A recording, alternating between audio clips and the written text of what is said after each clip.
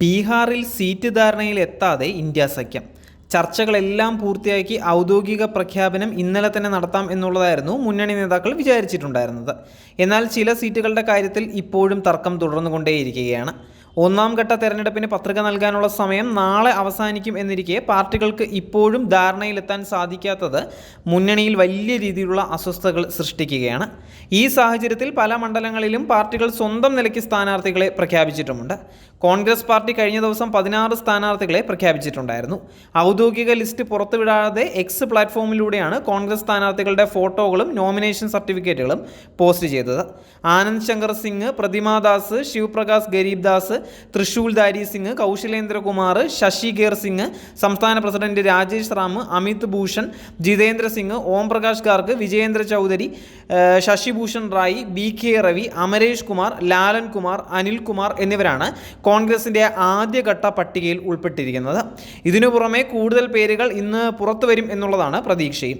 2020 കോൺഗ്രസ് 70 സീറ്റുകളിൽ മത്സരിച്ചിട്ടുണ്ടായിരുന്നുവെങ്കിലും 19 മാത്രമാണ് വിജയിച്ചിട്ടുണ്ടായിരുന്നത്.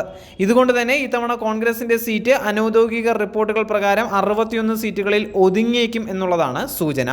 എന്നാൽ കൂടുതൽ സീറ്റുകൾ ആവശ്യപ്പെട്ടുകൊണ്ടുള്ള സമ്മർദ്ദം കോൺഗ്രസ് ഇപ്പോഴും തുടരുകയാണ്. 2020 144 സീറ്റുകളിൽ മത്സരിച്ച് 75 വിജയിച്ച RJD ആണ് എന്നുണ്ടെങ്കിൽ ഇത്തവണ 130 സീറ്റുകളെങ്കിലും മത്സരിക്കാനാണ് ശ്രമിച്ചുകൊണ്ടിരിക്കുന്നത്. സീറ്റ് വിതരണം സംബന്ധിച്ച തീരുമാനം വൈകുന്നത് കോൺഗ്രസിനും അസ്വസ്ഥത ശക്തമാക്കിയിരിക്കുകയാണ്. കഴിഞ്ഞ ദിവസം പട്ന വിമാനത്താവളത്തിൽ നേതാക്കൾക്കെതിരെ സ്ഥാനാർത്ഥിത്വം പ്രതീക്ഷിക്കുന്നവരുടെ നേതൃത്വത്തിൽ വൻ പ്രതിഷേധം ഉണ്ടായിരുന്നു. സംസ്ഥാന president Rajesh Ram, legislative party leader Shakeel Ahmed Khan, party in charge Krishna Allavaru എന്നിവരെ നേതാക്കൾ സീറ്റുകൾ വിറ്റു എന്ന് ആരോപിച്ച് തടഞ്ഞുവെച്ചു. പോലീസ് ഇടപെട്ട് സ്ഥിതി നിയന്ത്രിക്കുകയായിരുന്നു. പപ്പു യാദവിന്റെ അനുയായികളും പ്രതിഷേധത്തിൽ പങ്കെടുത്തിരുന്നു.